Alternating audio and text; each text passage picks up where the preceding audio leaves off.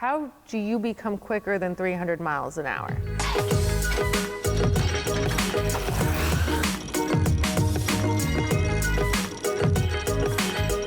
What does it take to get in that car and go down there? Because you're doing it in, what, 3 seconds? 3.6, yes. First of all, it takes an entire team of people. So I am the last person to be in that car and touch the car. They talk about it all the time. Leah, You broke the car. We broke it. Yeah, we gave you a perfectly running machine, and now the belt's off. It takes a lot of focusability and preparation of your mind to be ahead of the car. And that's a hard thing to conceptualize. How do you become quicker than 300 miles an hour? And what that does is it takes time, it takes laps, and it takes not letting what happens to your physical body overcome your mental state. So essentially, is I'm always thinking 2 steps ahead of what I'm about to do. For instance, when the canopy shuts, my crew chief tells me to roll forward through the water. I'm already thinking about my next steps of how long I'm out of the clutch for how much tire roll and speed I need.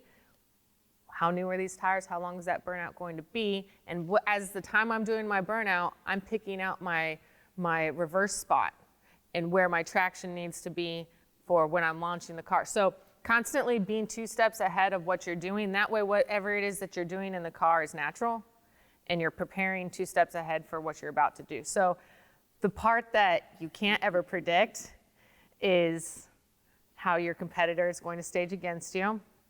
But what you can do is you brace yourself for that speed.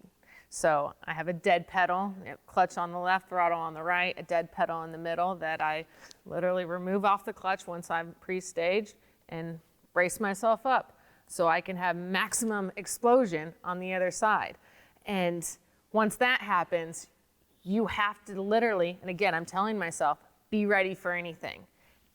Immediately, I could be going up in tire smoke. And that is a feeling that your butt feels way before your brain recognizes.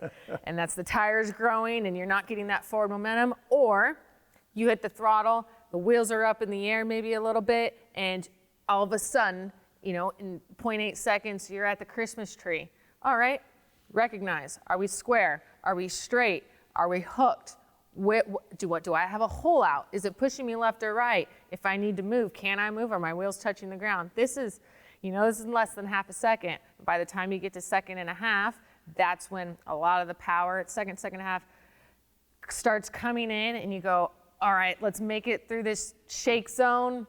And if it shakes, is it gonna quiver a little bit? Do I need to slap that throttle and help it regain traction? Or is that a high-speed quiver where the tires are actually, you wanna always have a controlled slip in the fuel car. But as soon as they start to grab, that's when you get the hard chatter. And if you have enough timing and enough clutch management at that perfect portion of a part, it'll drive through that. So you're constantly second guessing what you're feeling at a very rapid rate of speed in your mind. So for most people watching these cars go, oh man, that thing looked cool and fast. In my mind, right now we've only gone to 200 feet, yeah. And the racetrack's 1,000 feet. I'm constantly checking off, we're at this point in the track, this is what I feel.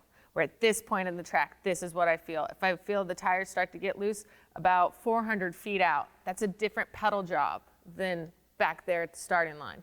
If the tires start to spin at the top end, maybe it might be greasy, you're not lifting. You already have so much wheel speed that your momentum's gonna carry you through that. So it's definitely not a stab and steer type of sport, but the adrenaline that it gives you physically and mentally makes you feel like you are bigger than 300 horsepower, bigger than 330 miles an hour, and very easily much smaller than it. It's very humbling. Yeah, 3.6 seconds to go down the racetrack. You get at the end, you get out of your car, crew chief wants to know, okay, how did it run? That 3.6 seconds takes how long to explain to your crew chief? Well, luckily we have an extensive amount of data acquisition. Oh, yeah. So we call them, they could either be the tattletales, or your best friend. And I choose for it to be my best friend. So by tattletale, I mean is a driver could go out and tell the crew chief, oh, I didn't do that. You know, I didn't squeeze the throttle leaving. We didn't leave at that RPM. You did. It says right here on that linear shaft. When I say my best friend is, I want to have as many driver pickups as I can, from brake pressure to throttle sensors, for room for improvement. There was a race in Indianapolis that was very important, the U.S. Nationals. We had 3 qualifying runs. First one, smoked the tires. All right, tonight's the night. It's gonna be nice and cool. We know how to get down the track. Went out there, smoked the tires at half track. Very unlike our team. Like, we have one more qualifier to get into the U.S. Nationals race. That second qualifier, we had 0 data. Happens about once a year to every team. Basically, you have an SD card, and that SD card on that run went bad. We had no RPM, no drive shaft, no clutch, no blower, no boost, no anything. We have 52 pickups, no data. So I relay to my crew chief when, where, and how I think that the tires smoked, and what it felt like right beforehand, to give him an inkling of where to look.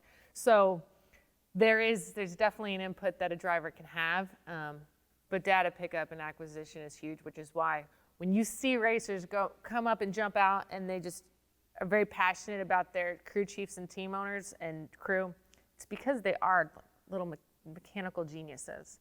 And you know, I can't do what Big Daddy does.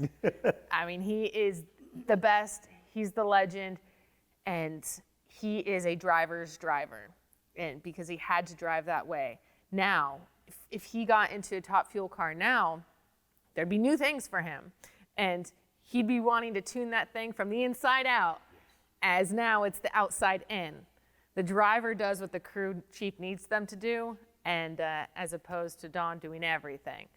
So he's forever a hero of mine, but man, all I can do is my job every single time. So fast forward that Q3 run, we made down the track, qualified number 6, went into eliminations, ended up going to the final round. We had a very much 0 to almost hero 24 hours, and that's the adrenaline that professional racing brings.